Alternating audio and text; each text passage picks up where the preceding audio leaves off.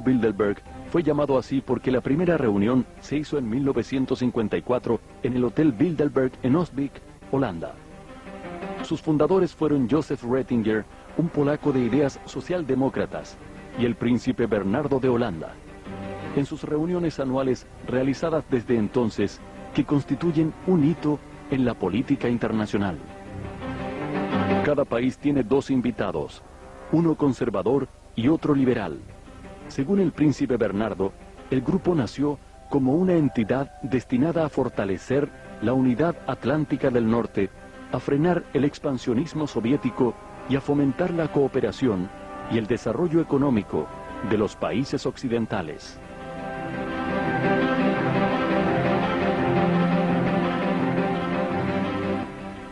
A veces, para conocer mejor a las organizaciones, debemos saber más acerca de las personas que trabajan en ella. Hay dos datos interesantes sobre la integridad del fundador de los Bilderberg. Primero, Bernardo de Holanda de joven militó en las SS de Hitler. Segundo, tuvo que dejar de presidir las reuniones de 1976, cuando se vio involucrado en el escándalo de los sobornos que la fabricante de armas y aviones Lockheed protagonizó cuando sobornó a funcionarios italianos, holandeses y japoneses.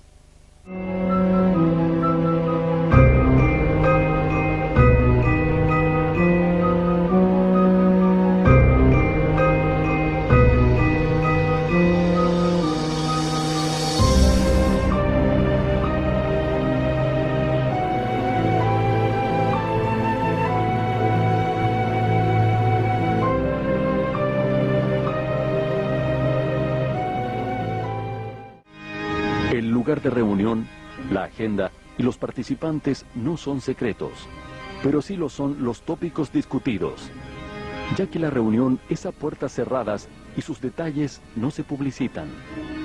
La conferencia se desarrolla un fin de semana de mayo y dura 3 días, coincidentemente poco antes de la reunión anual del G8. Una caravana de limusinas negras deposita a los invitados en un lujoso hotel o palacio fuertemente custodiado por la policía y los servicios secretos de los países invitados.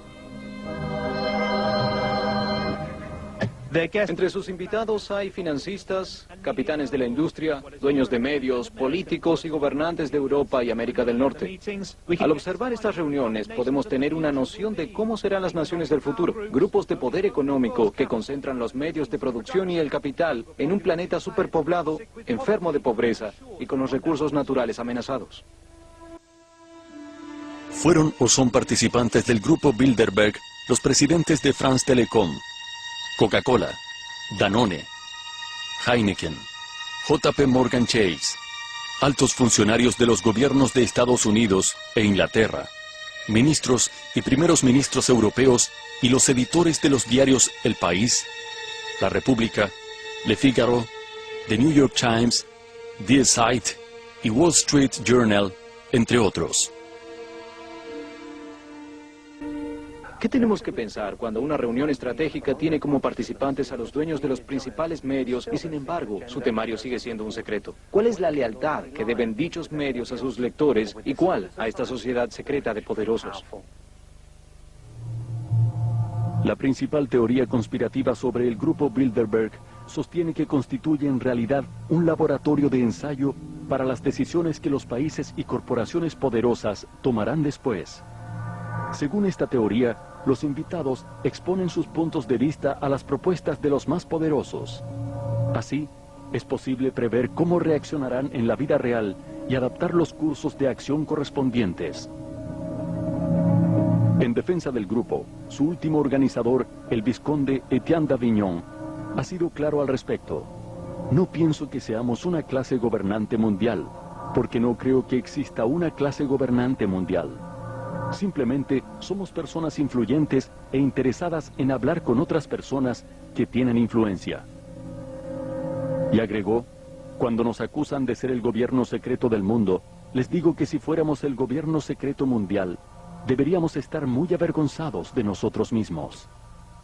La agenda Bilderberg, según sus propias declaraciones de prensa, no es otra cosa que la agenda mundial. Si sus miembros pueden posteriormente imponerla o no, sigue siendo materia de especulación.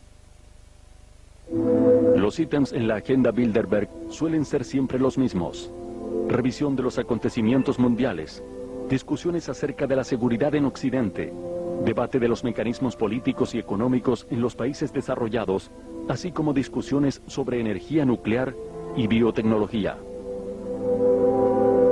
Otros famosos asistentes a las reuniones del grupo incluyen a Giovanni Agnelli, presidente de la automotriz italiana Fiat, y Henry Kissinger.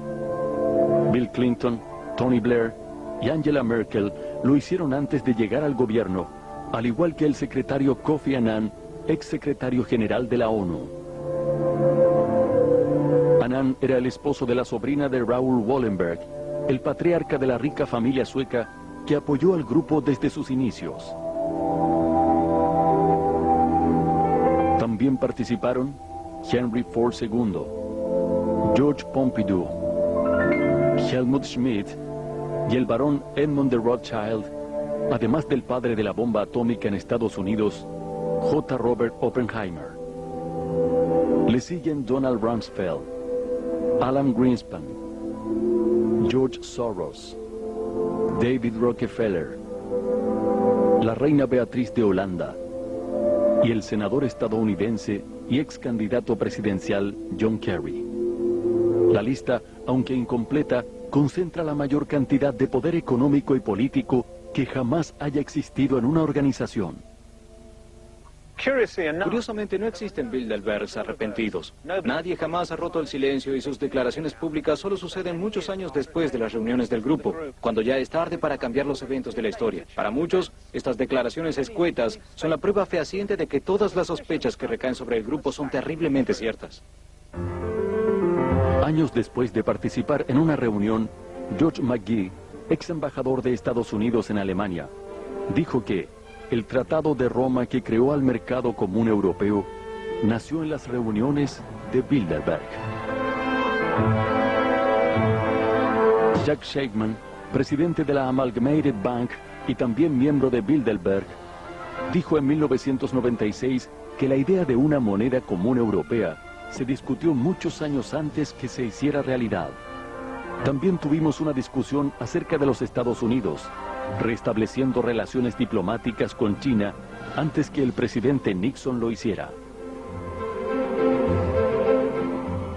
Uno quisiera saberse a salvo del virus conspiracionista, pero es nada más y nada menos que David Rockefeller, a quien hemos visto en las nóminas de los Skull and Bones, CRE y el grupo Bilderberg, quien ha declarado una cita que quedará en los anales de la historia como la confesión más brutal jamás oída.